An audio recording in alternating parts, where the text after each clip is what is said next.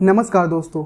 हाल ही में श्रीलंका के प्रेसिडेंट ने फूड और मनी को लेकर इमरजेंसी डिक्लेयर कर दी है। आखिरकार श्रीलंका में ऐसे हालात क्यों हुए हैं? मैं हूं सुजल पांडे और आप देख रहे हैं ज्ञान ज़रूरी है। चलिए देखते हैं इस टॉपिक के बारे में थोड़ा डिटेल में। श्रीलंका में इस टाइम जो फाइनेंशियल इमरजेंसी डिक्लेयर हुई है उसका कारण है श्रीलंका का ख़त्म हो रहा फॉरेक्स रिजर्व। हम अपने वीडियो में आगे बढ़ने से पहले ये जान लेते हैं कि फॉरेक्स रिजर्व क्या होता है। आप में से कई लोगों को इसके बारे में जानकारी भी होगी। फॉरेन एक्सचेंज को हम लोग कह सकते हैं एसेट या फिर संपत्ति, जैसे कि फॉरेन करेंसी, गोल्ड रिजर्व्स और ट्रेजरी बिल्स वगैरह, जिसका जो रख रखाव होता है वो किसी भी देश की सेंट्रल बैंक या फिर मॉनेटरी अथॉरिटी द्वारा किया जाता है। अब सवाल ये उठता है कि फॉरेन एक्सचेंज का यूज़ कहाँ किया जाता है।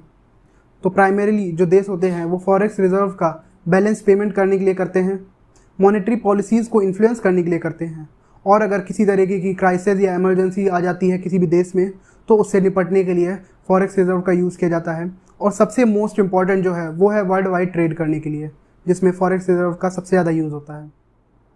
अधिकतर लोगों को ये लगता है कि ज़्यादातर देश अपने फॉरेक्स रिजर्व में यूएस डॉलर रखते हैं, लेकिन ऐसा नहीं है। कुछ देशों की central bank British pounds, Euros, Chinese yuan और जापानीज़ येन को भी रखती हैं। लेकिन ऑल ओवर वर्ल्ड में जो ज़्यादातर ट्रेड होता है वो यूएस डॉलर में होता है, जिसके कारण जो सेंट्रल बैंक है वो प्रेफर करती है यूएस डॉलर को। तो ये तो हमने जाना फॉरेन एक्सचेंज के बारे में। पर श्रीलंका में ऐसी क्या हालत आ गई कि वहाँ के प्रेसिडेंट ने इकोनॉमिक इमरजेंसी डिक्लेयर कर दी। इसको भी हम समझते हैं। श्रीलंका के प्रेसिडेंट गोटाबया राजपक्षे ने जब वहाँ पे इकोनॉमिक इमरजेंसी डिक्लेयर करी, उसके बाद उन्होंने इसेंशियल फूड आइटम्स की जो होर्डिंग्स है उन पर रोक लगा दी। इसका कारण अगर हम लोग देखें तो अगर हम सेंट्रल बैंक की एक रिपोर्ट देखें, श्रीलंका की सेंट्रल बैंक की एक रिपोर्ट देखें, तो उसमें उन्होंने बताया है कि जुलाई में जो श्रीलंका का फॉरेक्स रिजर्व था वो केवल $2.8 बिलियन पहुंच गया था, जो कि नवंबर 2019 में $7.5 बिलियन था। तो आप इससे ये अंदाज़ा लगा सकते हैं कि इस समय श्रीलंका के पास इतने भी पैसे नहीं हैं कि जो वो अपनी इसेंशियल फूड आइटम्स हैं उसको भी बाहर से इंपोर्ट करा सके, जिसके कारण वहाँ पे जो वहाँ के लीडर्स हैं उन्होंने ये डिसीज़न लिया है कि अब देश में उन्होंने फूड इमरजेंसी लगा दी है। श्रीलंका में हालत इतनी ख़राब हो चुकी है, आप इस बात से अंदाज़ा लगा सकते हैं कि वहाँ के एक मंत्री ने लोगों से ये अपील करी है कि आप अपने घरों से कम बाहर निकलें और अपने व्हीकल का कम यूज़ करें, क्योंकि इस टाइम जो सरकार के पास फॉरेक्स रिजर्व है वो ख़त्म होता जा रहा है, जिसके कारण वो बाहर से ऑयल इंपोर्ट नहीं कर सकती है। इस टाइम पर श्रीलंका में केरोसिन ऑयल, मिल्क पाउडर और कुकिंग गैस जैसी एसेंशियल चीज़ों के जो प्राइस हैं वो बहुत ही ऊँचे हो चुके हैं, जिसके कारण वहाँ की जो आम जनता है वो काफ़ी ज़्यादा सफ़र कर रही है। आज श्रीलंका की जो इकोनॉमी है वो पूरी तरीके से क्रम्बल कर चुकी है। इसके 3 मेजर कारण हैं। पहला है कोविड-19, दूसरा है चाइना और तीसरा है वहाँ की गवर्नमेंट खुद।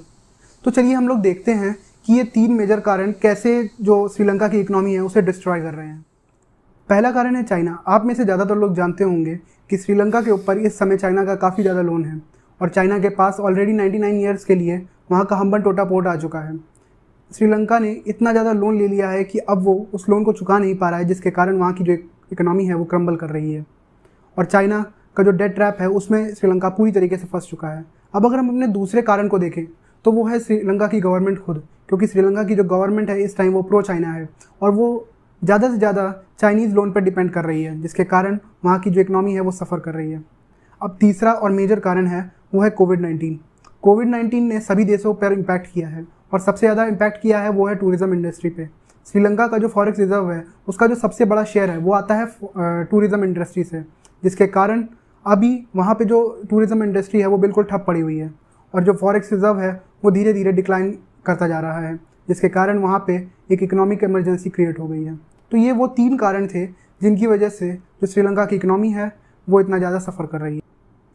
इस टाइम पर श्रीलंका अपनी जीडीपी का एक बहुत ही बड़ा हिस्सा केवल और केवल इंटरेस्ट पे करने में खर्च कर रहा है।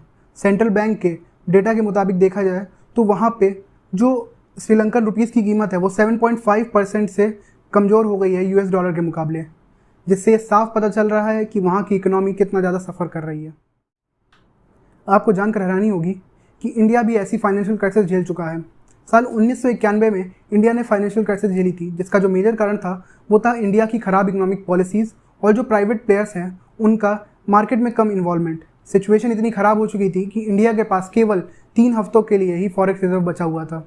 उस टाइम इंडिया की जो गवर्नमेंट है उसने इकोनॉमिक पॉलिसीज़ में काफ़ी बड़े बड़े सुधार लाई, जिसके कारण जो इंडिया है वो लिबरलाइजेशन ऑफ इंडियन इकोनॉमी की ओर बढ़ा और फिर उसके बाद हमने वैसे दिन कभी नहीं देखे हैं। इस वीडियो में मैंने चाइनीज़ डेट ट्रैप के बारे में बहुत ही कम बात करी है। अगर आप चाहते हैं कि मैं चाइनीज़ डेट ट्रैप के ऊपर एक डिटेल वीडियो बनाऊं तो आप अपनी राय हमें कमेंट करके ज़रूर बताएं। और अगर आपको ये वीडियो पसंद आया हो या फिर इससे आपको कोई नई जानकारी मिली हो तो प्लीज़ अपने दोस्तों में शेयर करें और लाइक करें, कमेंट करें और सब्सक्राइब करें हमारे चैनल को और बेल आइकन दबाना न भूलें। धन्यवाद।